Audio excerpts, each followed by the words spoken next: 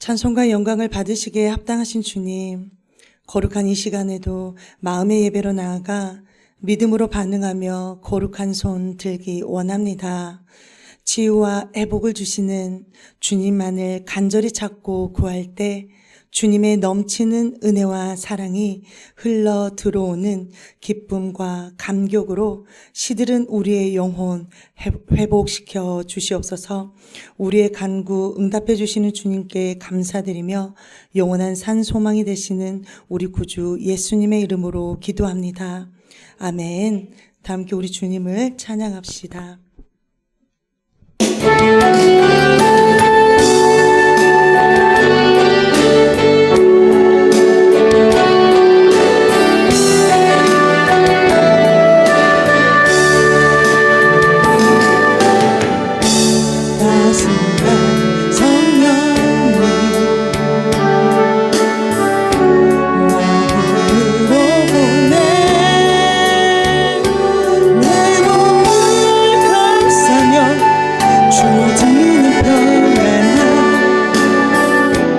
만족함을 느끼네. 부르신 곳에서 나는 예배하네. 어떤 상황에도 나는 예배하네. 부르신 곳에서 나는 예배하네. 어떤 상황에도 나는 예배하네. 사랑과 진리에 한 종이 빛보네. 내 몸을 감싸며 주어지는 평안함, 그 사랑을 느끼네. 부르신 곳에서 나는 예배하네. 어떤 상황에도 나는 예배하네. 부르신 곳에서 나는 예배하네. 어떤 상황에도 나는 예배하네. 내가 걸어갈 때 길이 되고 살아갈 때 삶이 되는 이곳에서 예배하네. 내가 걸어갈 때 길이 되고 살아갈 때 삶이 되는 그곳에서 예배하네. 부르신 곳에서 나는 예배하네. 어떤 상황에도 나는 예배하네. 부르신 곳에서 나는 예배하네. 어떤 상황에도 저부터 고백합니다. 따스한 성령님, 따스한 성령님, 마음으로 보내. 내 몸을 감싸며 주어지는 평안함, 만족함을 느끼네. 부르신 곳에서 나는 예배하네. 어떤 상황에도 나는 예배하네. 부르신 곳에서 나는 예배하네. 어떤 상황에도 사랑과 진리에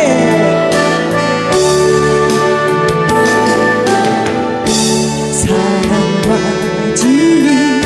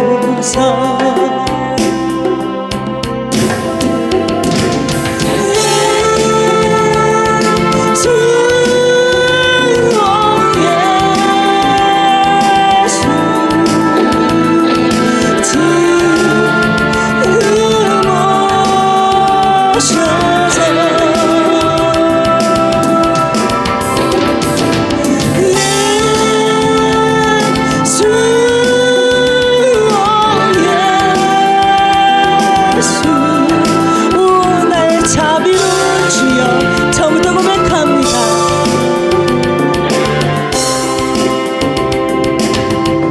오 나의 자비로운 주여 나의 몸과 영혼을 주님은 내로 다 채워주소서. 이 세상 괴로움 걱정 근심 주여 받아주시고 힘든 세상에서 인도하소서.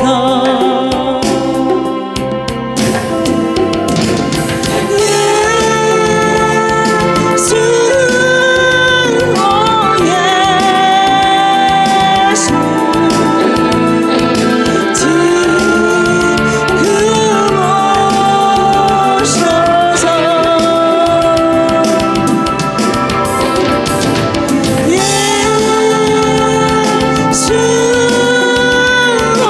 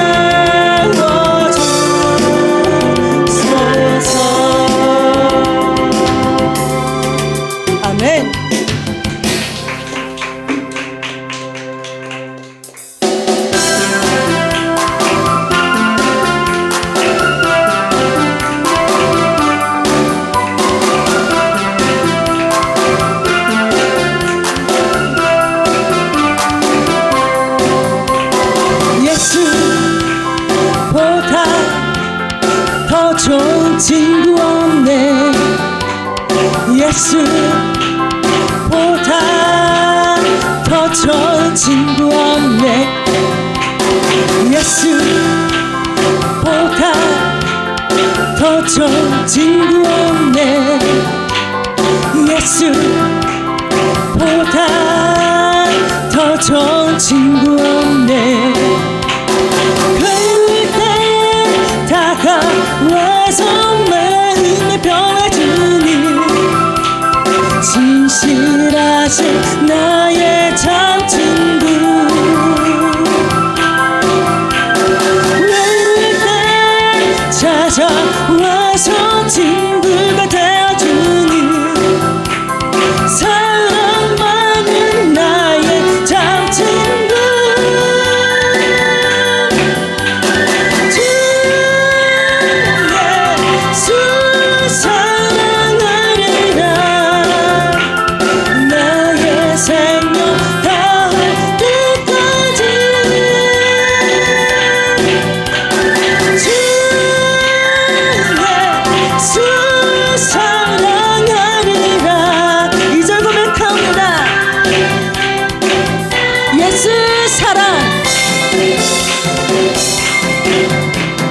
예수 사랑 참 좋은 예수 사랑 예수 사랑 참 좋은 예수 사랑 예수 사랑 참 좋은 예수 사랑 예수 사랑 참 좋은 예수 사랑 세상에서 제일 가는 금으로 유혹해도 예수님만 사랑하겠네 세상에서 제일 높은 명예를 준다 해도 예수님만 따라가겠네 주 예수 사랑하리라 나의 생명 다할 때까지 주 예수 사랑하리라 이제 예수 사랑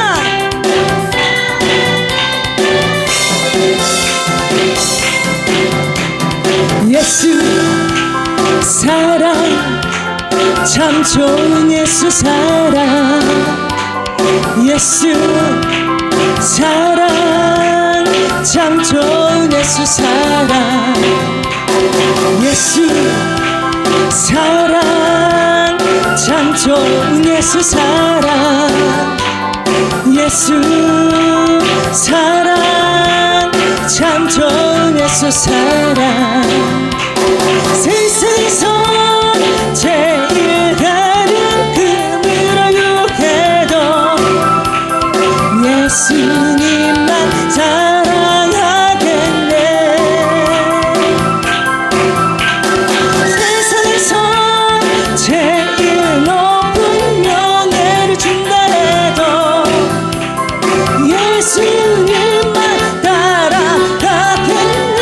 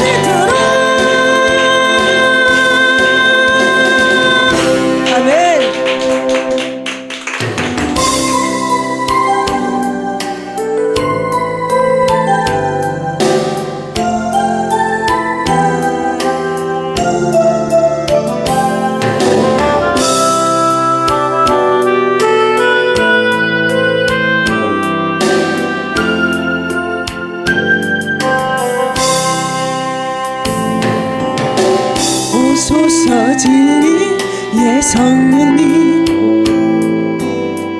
이 땅 흔들며 임하소서 거짓과 타며 죄악에 무너진 우리 가슴 정케 하소서 오소서 은혜의 성령님 하늘 가르고 임하소서 거룩한 불꽃 하늘로서 임하사 타오르게 하소서 주 영광 위에 불의 불길 타오르게 하소서 주의 말씀 이 땅 새롭게 하소서 은혜의 강물 흐르게 하소서 성령의 바람 이 땅 가득 불어와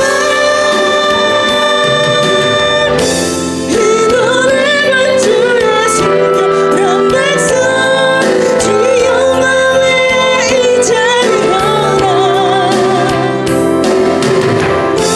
열방을 제일하며 행진하는 오소서 진리의 성령님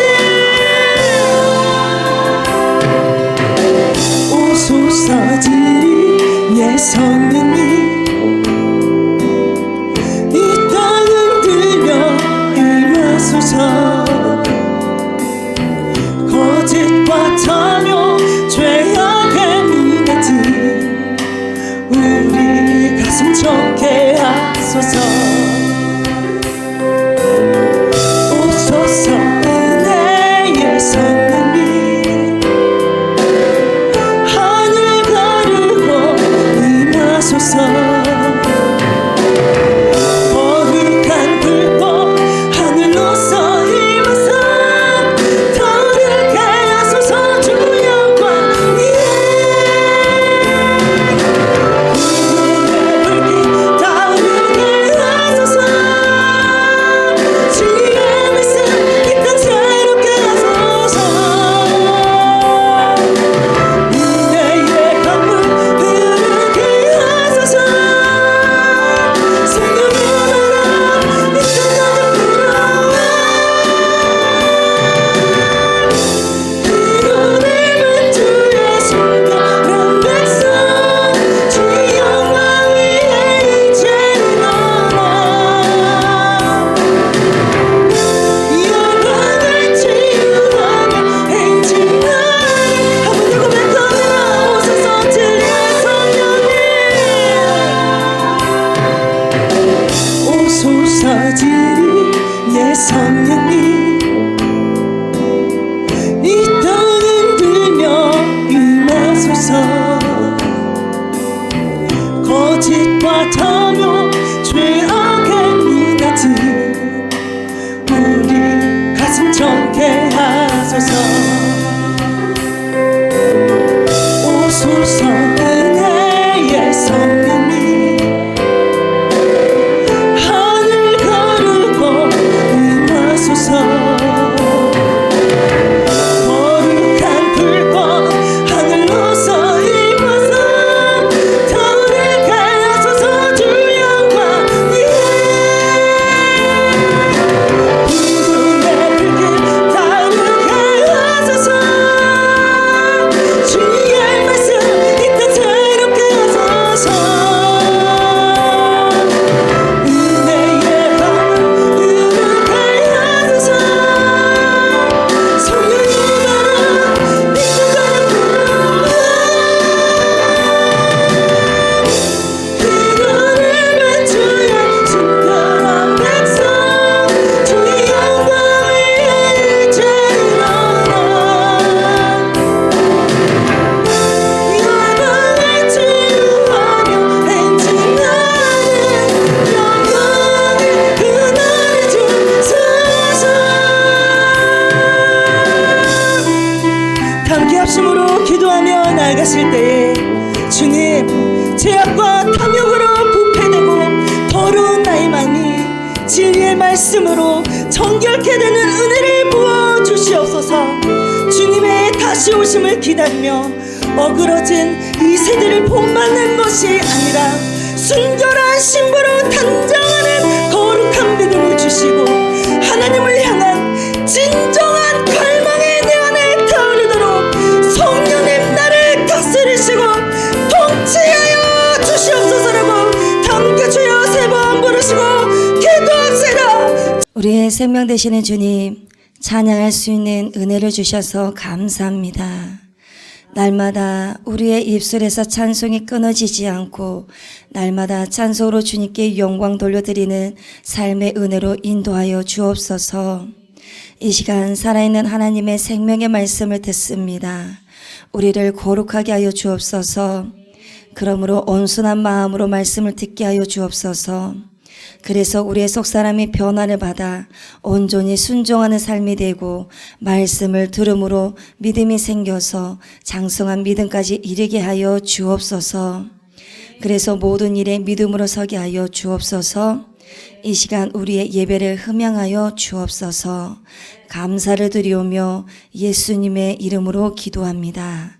아멘.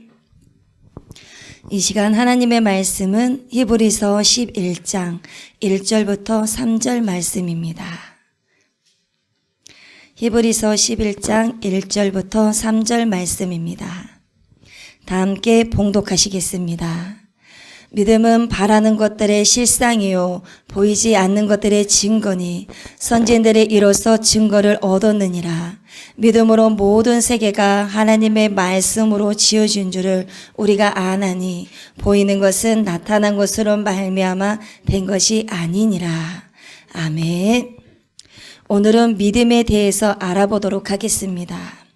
저와 여러분이 가지고 있는 믿음이 어떤 믿음인지 이 시간 말씀을 통해서 알아보려고 합니다. 여러분, 믿음이라는 것은 믿음이 내가 무조건 내 사고를 가지고 믿는다고 해서 믿음이 아닙니다. 이것을 여러분들이 잘 기억하셔야 됩니다. 우리가 예수님을 믿는다는 것이 무엇인가? 그리고 그 믿음은 어디로부터 와야 되는가? 그리고 이 믿음이 아니면 우리는 어떻게 되는가? 이런 질문에 대해서 성경을 통해서 확인해 보고자 합니다. 우리가 신앙생활을 한다고 하는데 그 신앙생활이 정말 바른 신앙을 살아가고 있는지 반드시 짚어보고 가야 할 상황입니다. 그러지 않으면 우리는 믿음으로 살아간 줄로만 알고 있다가 결국 주님 오실 때 나의 믿음에 대한 뚜껑이 열려지고 그리고 실체가 드러난 것을 보면 깜짝 놀라면 안 되니까 말입니다. 그래서 그러한 일이 없도록 미리 방지하기 위해서 이 땅에서 오늘 믿음에 대해 점검하는 것은 필수적인 작업이라고 생각합니다. 내가 아는 믿음과 성경에서 말씀해 주시는 믿음이 무엇인지 오늘 이 시간에 성령께서 저와 여러분들의 심령에서 역사하시고 조명하셔서 혹시나 우리가 바른 믿음이 아니었다면 회개하고 속기 수정해서 성경에서 말씀하시는 믿음, 주님께서 말씀하시는 그 믿음으로 갈아타시기를 간절히 바랍니다. 그래야 우리가 주님 앞에서 깜짝 놀라지 않을 것입니다. 그리고 주님 앞에 설 때 잘했다 칭찬받는 자로 구별될 줄로 믿습니다. 우리는 예수 그리스도를 믿음으로 믿음의 족보에 실리게 되었습니다. 그리고 하나님의 유업을 상속받을 자로 실리게 되었습니다. 지금까지 대제사장들이 드려졌던 허다한 제사들이 우리를 살린 것이 아니라 단번에 예수 그리스도의 희생 제사를 통해서 우리가 의롭게 되었습니다. 십자가 사건을 통해서 드디어 하나님의 자녀가 되는 권세를 누리게 됩니다. 그런데 이 누림은 바로 믿음으로만 누릴 수 있는 특권입니다. 믿음이란 어떤 것입니까? 믿음으로 의롭게 된다고 하는 우리의 신분의 변화는 그리고 우리의 본질적인 변화를 가져오는 믿음이라는 것이 어떤 것일까요? 여러분 믿음이 무엇일까요? 오늘 본문 말씀에서는 히브리서 11장 1절부터 2절에서 이렇게 말씀하고 계십니다. 믿음은 바라는 것들의 실상이요 보이지 않는 것들의 증거니 선진들이 이로써 증거를 얻었느니라 라고 말씀하고 있습니다. 바라는 것들의 실상이라고 하는 것은 내 소원이 아닙니다. 내가 바라는 것, 내가 소원하는 것으로 착각할 수도 있는데 결코 그것이 아닙니다. 여기서 말하는 바라는 것들은 소망을 말하는 것입니다. 그런데 소망이란 나에게서 비롯된 것이 아닙니다. 소원은 나에게서 우리에게서 비롯될 수 있지만 소망은 하나님의 말씀, 하나님의 약속, 하나님의 언약에서 비롯된다는 것을 알아야 합니다. 하나님의 약속하신 것 위에서 우리는 소망을 갖는 것입니다. 약속하지 않는 것에서 소망을 가질 수는 없는 것입니다. 하나님의 약속이 이루어질 것이라는 것이 소망의 근거가 되는 것이지 내가 갖고 싶은 것, 내가 얻고 싶은 것, 내가 이루고 싶은 것을 소망이라고 말하면 안 됩니다. 나의 소원은 될 수 있어도 바라는 것들의 실상인 소망이 될 수는 없는 것이라는 것입니다. 하나님의 언약들이 이루어진다는 것들을 보게 되는 실체를 말하는 것입니다. 우리의 실상, 실체는 보여야 되겠지만 그러나 하나님의 약속은 지금 보이지는 않지만 그것이 곧 실제로 보여질 것이라는 것을 미리 믿음의 눈으로 보고 살아가는 것입니다. 보이지 않는 것들의 증거라고 말합니다. 증거는 보여야 증거라고 말할 수가 있습니다. 보이지 않는 것을 증거라고 말하지 않습니다. 그러나 믿음이란 보이지 않지만 마치 손에 쥐고 있는 증거처럼 우리는 갖고 살아가는 것입니다. 우리는 믿을 만한 것을 믿고 사는 사람들이 아닙니다. 수많은 사람들이 믿음을 근거가 없음에도 불구하고 그것을 믿으면서 살아갑니다. 믿어서는 안 될 것들을 얼마나 많은 사람들이 쉽게 믿으면서 살아가는지 모릅니다. 여러분, 아는 것과 삶은 불가분의 관계입니다. 우리가 살아간다는 것은 알을 얻어가는 과정이고 우리가 얻어가는 알의 과정을 통해서 삶의 과정은 풍요로워지는 것입니다. 그래서 우리는 아는 만큼 살아갈 수가 있는 것입니다. 이스라엘 백성들과 훗날 예수님의 제자가 된 사람들 사이에서 아브라함은 하나님 백성의 조상으로 기억이 되고 있습니다. 여러분, 믿음의 조상 아브라함은 모든 본질적인 부분에서 우리와 같은 사람입니다. 성정이 같은 사람입니다. 아브라함은 자신이 사는 고향을 떠나서 자신이 전혀 알지 못하는 땅으로 가게 됩니다. 그 이유는 하나님의 인도를 따라가는 하나님의 명령이 있었기 때문에 그 명령만 붙들고 말씀만 붙잡고 보이지 않는 하나님을 신뢰하면서 본토 아비 집에서 떠나게 됩니다. 먼 훗날 사도 바울은 이 아브라함의 순종의 이야기를 통해서 저와 여러분들에게 믿음이라는 용어의 의미를 가르쳐 주고 있습니다. 여기에서 믿음이란 스스로 통제할 수 없는 일에 대해서 순종하며 신뢰하는 것이라고 했습니다. 그리고 눈으로 볼 수 없는 하나님과 순종의 관계 속에서 살아가는 것입니다. 또한 전혀 알지 못하는 땅으로 과감하게 발을 내딛는 것입니다. 그래서 믿음은 두 가지의 결합이라고 말할 수 있습니다. 그 두 가지는 바로 보이는 것과 보이지 않는 것을 결합하는 일입니다. 우리가 믿음의 행위에 참여할 때 우리는 통제권을 포기하게 됩니다. 우리는 시각, 청각 등 감각을 통해서 실제를 확인하기를 더 이상 포기합니다. 머리로만 아는 지식으로 인생을 알아가겠다는 고집을 과감히 포기합니다. 즉 믿음의 행위에 참여할 때 저와 여러분은 살아계신 하나님을 대하며 살기로 선택하는 것입니다. 우리는 그 살아계신 하나님께서 우리가 스스로가 우리 자신들이 하는 모든 일을 잘 알고 있다고 믿습니다. 그리고 신체의 감각과 자연의 물리성의 영혼이라는 거대한 내면성과 천국이라는 광대한 초월성과 분리될 수 없으며 유기적으로 연결되어 있다고 믿습니다. 더 이상 인간이 노력해서 얻은 지식에만 엄격하게 기초해서 살아가지 않겠다고 선택을 합니다. 이것을 믿는 믿음입니다. 여러분, 저와 여러분은 신비를 받아들이며 평생을 살겠다고 선택합니다. 그래서 믿음은 곧 선택이라고 말할 수 있습니다. 여러분들이 선택한 것이 바로 여러분의 믿음이고 저의 믿음입니다. 제가 여러분이 무엇을 선택하느냐에 따라서 그 사람의 믿음이 증명이 되는 것입니다. 인생은 선택의 연속입니다. 우리가 보이는 것을 선택하게 된다면 현실을 선택하는 것이고 썩어질 것을 선택하는 것입니다. 그러나 알 수는 없고 보이지는 않지만 말씀 따라서 선택하게 되면 그것은 곧 믿음을 선택하는 것입니다. 그러한 인생은 결코 기질의 문제가 아닙니다. 또한 내향적인 삶을 추구하는 것도 아닙니다. 그것은 바로 무엇이냐면 순종의 삶입니다. 믿음은 여러분 곧 순종의 삶입니다. 이것이 믿음입니다. 믿음이라는 신념이 내 안에 있습니다. 그러나 그 신념이 안에서만 있다 보면 그냥 말 그대로 생각이고 사고이며 멈춘 사유만 있을 뿐입니다. 그러나 그 신념을 밖으로 표출할 때, 곧 실행하고 움직이고 살아갈 때 믿음의 역사가 일어나고 그리고 기적과 표적과 이적이 따르게 되어 있습니다.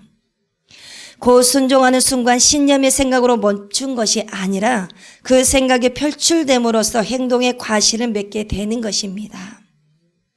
몸과 영혼이 융합이 되는데 보이는 것과 보이지 않는 것의 융합을 받아들이기로 의지적으로 결정하는 삶입니다.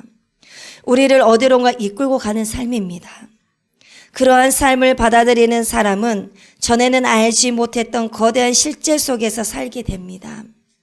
그리고 이런 삶은 인간으로서 우리가 존재하는 방식에 대해 전적으로 새로운 배움을 요구합니다. 우리의 언어에 믿음이라는 단어를 가져오고 나면 단조로운 손으로 토지를 분할한 일차원적인 평면의 땅만 경험하던 인생이 이제는 실제를 지배하고 규정하는 하나님의 임재와 대면하는 다차원적인 인생입니다. 주님의 뜻이 하늘에서와 같이 땅에서도 이루어지는 인생으로 근본적으로 완전하게 재설정되는 것입니다. 아브라함의 길은 오늘날도 그와 같은 선상에서 지속되고 있습니다. 그 길 어딘가에서 우리가 인생의 책임자가 아니라는 사실을 깨닫게 됩니다. 믿음의 삶이란 자신의 뜻을 혹은 하나님의 뜻을 우리 주변의 다른 사람이나 물질 세계에 강요하는 삶이 아닙니다.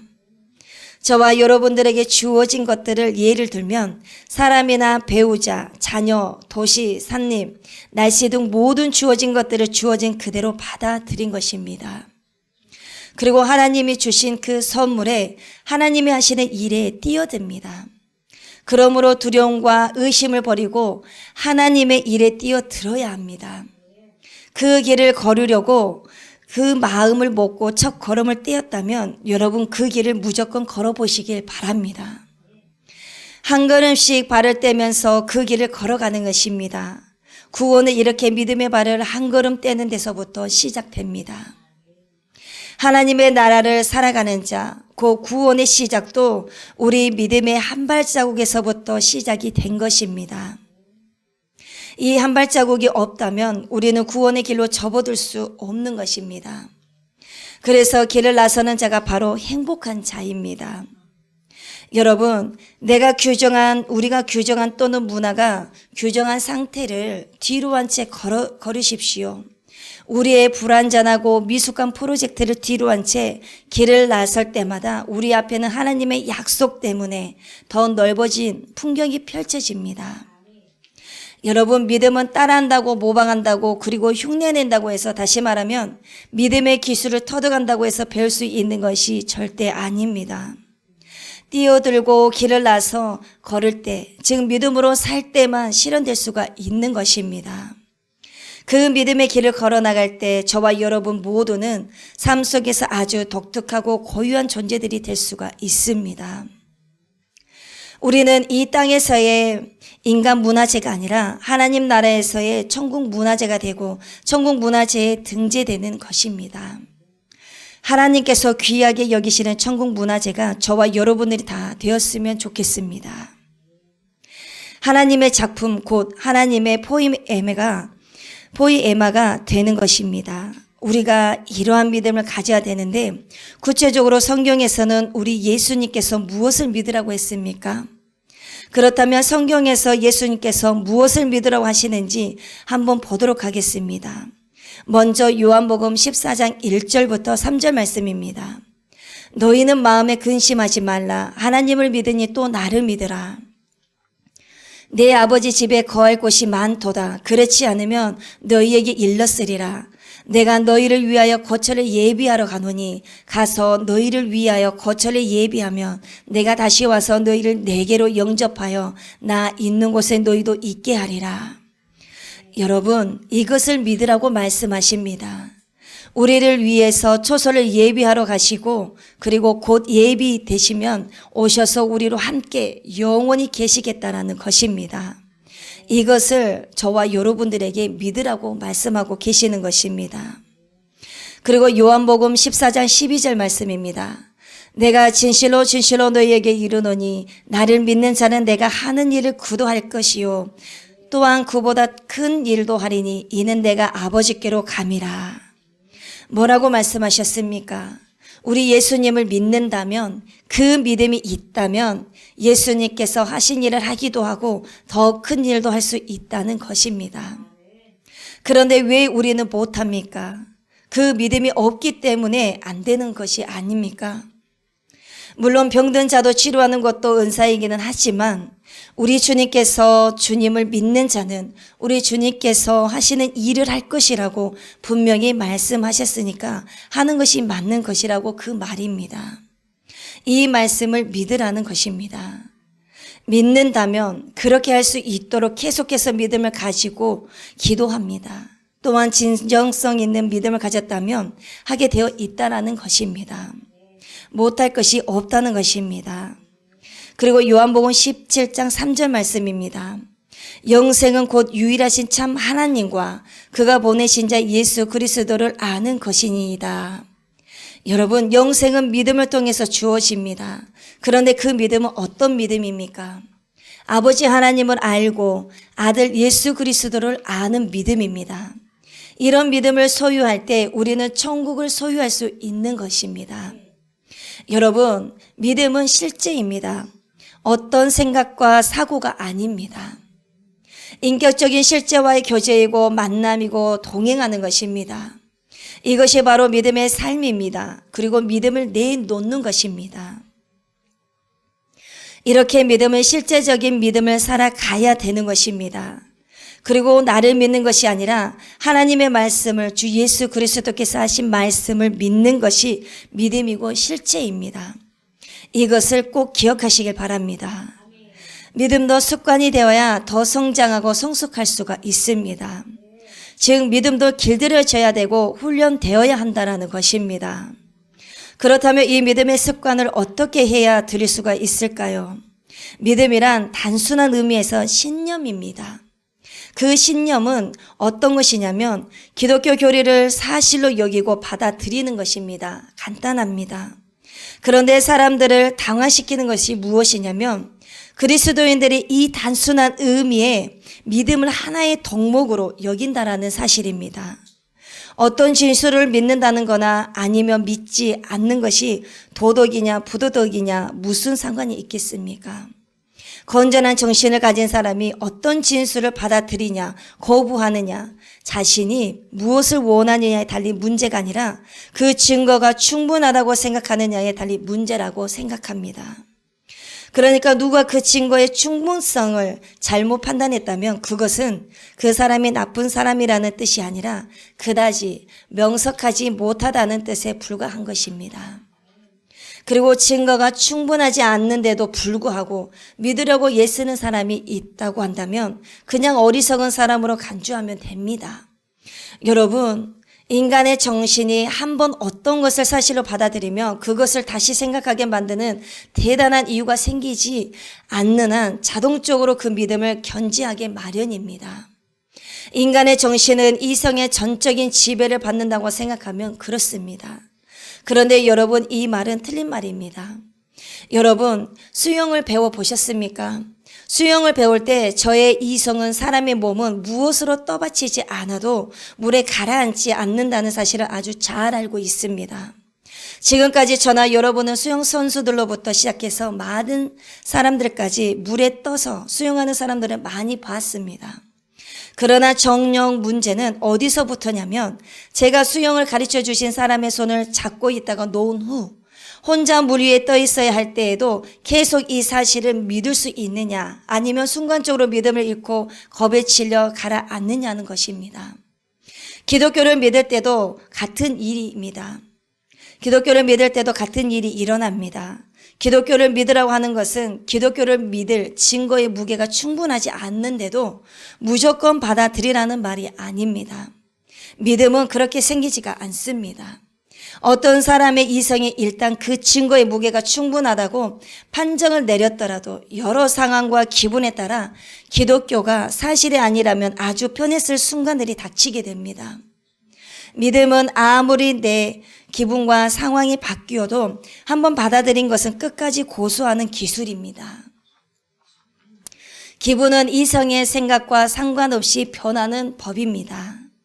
저와 여러분들도 경험을 해보셨을 것입니다. 현재 그리스도인이면서도 모든 것이 도무지 사실이 아닌 듯한 기분이 들 때도 있습니다. 그런데 무신론자 시절에는 기독교가 정말 사실 같은 기분이 들 때가 있습니다. 이런 기분은 저와 여러분의 진정한 자아의 반기를 들게 되어 있습니다. 그 기분을 어디에서 하차시켜야 하는지 모른다면 건실한 그리스도인이 될 수 없을 뿐만 아니라 건실한 무신론자도 될 수가 없습니다. 그 날의 날씨나 소화 상태에 따라 신념이 좌우되는 줏대 없는 사람이 될 수밖에 없는 것입니다. 그렇기 때문에 우리는 믿음의 습관을 들이기 위해서 훈련을 해야 합니다. 믿음의 습관을 훈련하는 첫 단계는 사람의 기분은 바뀌게 마련이라는 사실을 인정하는 것입니다. 그 다음 단계는 기독교를 받아들인 이상 날마다 조금씩이라도 시간을 내어서 그 주요 교리들을 천천히 정신에 새겨 나가는 것입니다. 바로 말씀을 먹는 것입니다. 매일 기도하고 성경과 경건서적을 읽고 교회에 나가는 일이 그리스도인의 삶의 필수적인 이유가 바로 여기에 있습니다. 저와 여러분은 우리가 믿는 말을 꾸준히 지속적으로 계속해서 상기할 필요가 있습니다. 가만히 내버려 두는데도 정신 속에 살아남을 수 있는 신념은 단 한 개도 없습니다. 신념은 계속 상기시켜줘야 합니다. 믿음을 저버리고 교회를 떠난 사람들 100명 가운데서 바르게 논쟁을 거쳐 추론하고 생각한 결과 정말 믿어서는 안 되겠다라고 생각해서 믿음을 버리는 사람이 과연 몇 명 정도가 있을 것 같습니까? 그저 어쩌다가 믿음을 잃어버리는 그런 사람들이 대부분 아닙니까? 저와 여러분들이 겸손하게 믿음을 가진 자로서 기독교의 덕목을 실천하는 것이 정말 중요합니다. 기독교 덕목을 실천하기 위해서 진지하게 시도해 보십시오. 하루 이틀 가지고는 안 됩니다. 보통 한 달 반 내지 2달 정도는 실천해 봐야 합니다. 그쯤 되면 완전히 원점으로 돌아가거나 아니면 오히려 그 이하로 추락한 자신의 모습에 맞닥뜨림을 할 것입니다.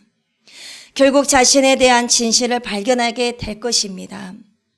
여러분, 선을 행하기 위해서 치열한 노력을 기울여 보기 전까지는 자기가 얼마나 나약한 인간인지 깨닫지 못하는 법입니다.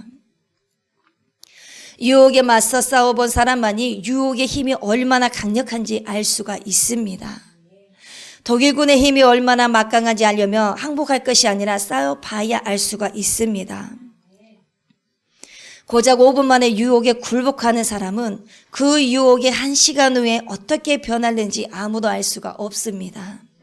그렇기 때문에 악한 사람들은 어떤 의미에서 악에 대해 거의 알지 못하는 것입니다. 그들은 늘 악에 굴복하고 그 그늘 아래 살아갑니다. 그러나 악한 충동과 싸우기 전까지는 결코 그 힘을 알 수가 없습니다. 우리가 하나님의 말씀들을 실천해 보고자 할 때 알게 되는 중요한 사실은 우리가 실패한다는 것입니다. 그러므로 하나님이 우리에게 내신 일종의 시험에서 좋은 점수를 딸 수 있다는 생각은 다 털어버려야 합니다. 그리고 하나님과 우리의 관계를 일종의 거래로 보는 생각도 깨끗이 버려야 합니다. 그리스도인이 되기 전에 하나님에 대해 막연한 믿음을 가지고 있는 사람은 누구나 이런 시험이나 거래에 관련된 생각을 합니다. 우리가 예수님을 진정으로 믿을 때 처음 생기는 일은 그런 생각들이 산산조각이 나는 것입니다. 이렇게 자기 생각이 산산조각 나는 것을 보면 자기에게 기독교는 끝났다면서 포기하는 사람들이 있습니다. 이런 사람들은 하나님을 아주 단순한 분으로 상상하기 때문입니다. 사실 우리 전능하신 하나님은 이 모든 상황을 다 알고 계십니다. 이런 생각을 산산조각내는 것은 본래 기독교가 수행하게 되어 있는 일 가운데 하나입니다. 하나님은 저와 여러분이 이 시험을, 즉 테스트를 통과할 점수를 따거나 하나님께 권리 주장을 할 여지가 전혀 없다는 점을 발견하는 그 순간을 우리 하나님께서 기다려 주십니다. 그럴 때 발견하게 되는 사실 한 가지가 더 있는데, 그것은 바로 저와 여러분이 가진 모든 기능, 즉 생각하는 능력이나 순간순간 팔다리를 움직이는 능력은 모두 다 하나님이 주신 것이라는 사실이 그것입니다. 저와 여러분이 삶의 매 순간을 전적으로 하나님을 섬기는 데 바치는 것은 어떤 의미에서 원래 그분의 것을 돌려드리는 일입니다. 하나님을 위해서 무엇인가를 하거나 하나님께 무언가를 드리는 것이 이것과도 같은 것입니다. 예를 들자면 어린 딸이 아버지에게 가서 이렇게 말합니다. 아빠 생신 선물을 살 수 있도록 저에게 10,000원만 주세요 라고 말하는 것과 같습니다. 이럴 때 아버지는 딸에게 돈을 줄 것입니다. 그리고 자신이 준 돈으로 선물을 사가지고 온 딸을 기쁘게 생각하고 그 선물을 기분 좋게 받을 것입니다. 이것은 아주 착하고 바른 일이지만, 그렇다고 해서 아버지가 이 거래를 통해서 10,000원의 이익을 얻었다고 생각할 바보는 없는 것입니다.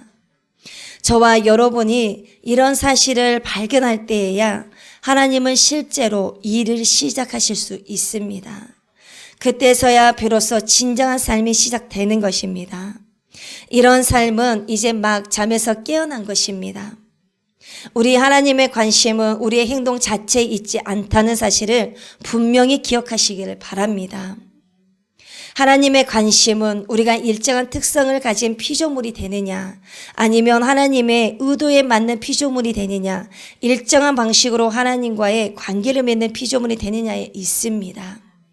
사람이 하나님을 우리에게 시험지를 내주는 시험관이나 일종의 거래 상대로 생각하는 한 그런 사람은 하나님과 바른 관계를 맺을 수가 없습니다. 하나님은 어떤 존재이며 하나님이 어떤 분인지에 대해 완전히 오해하고 있는 것입니다. 결국 자신이 완전히 파산했다는 사실을 발견하기 전까지 하나님과 올바른 관계를 시작할 수가 없습니다. 정말 중요한 것은 자신의 노력을 의지하던 상태에서 자신에게 완전히 절망하고 모든 것을 하나님께 맡기는 상태로 변화되는 것입니다. 거기서부터 진정한 믿음의 여정은 시작됩니다. 말씀을 마무리하겠습니다. 여러분, 믿음은 어떤 믿음입니까? 성경에서 말씀하시는 믿음을 가지고 있습니까? 아니면 여러분이 생각하고 있는 주관적인 믿음을 가지고 믿음이라고 착각하고 있습니까? 오늘 저와 여러분들이 성경에서 말씀하시는 그 믿음을 살아가시기를 간절히 바랍니다. 기도하시겠습니다. 사랑의 주님, 저희 모두에게 장성한 믿음을 주옵소서. 그러므로 우리의 생각과 주관적인 믿음이 아니라 성경에서 말씀하시는 참된 믿음으로 바른 생활을 할 수 있도록, 바른 신앙생활을 할 수 있도록 인도하여 주옵소서. 그러므로 날마다 믿음의 습관을 훈련하며 말씀으로 새겨나가며 주님을 바르게 믿고 신앙생활을 할 수 있도록 도와주옵소서. 날마다 믿음의 선한 싸움을 싸워나갈 수 있도록 선한 길로 인도하여 주옵소서. 우리의 길이 되시고 진리이시며 생명 되시는 예수님의 이름으로 기도합니다. 아멘. 주기도문으로 예배를 마치겠습니다. 하늘에 계신 우리 아버지여, 이름이 거룩히 여김을 받으시오며 나라가 임하시오며 뜻이 하늘에서 이루어진 것 같이 땅에서도 이루어지이다. 오늘 우리에게 일용할 양식을 주시옵고 우리가 우리에게 죄 지은 자를 사하여 준 것 같이 우리 죄를 사하여 주시옵고 우리를 시험에 들게 하지 마시옵고 다만 악에서 구하시옵소서. 나라와 권세와 영광이 아버지께 영원히 있사옵나이다. 아멘.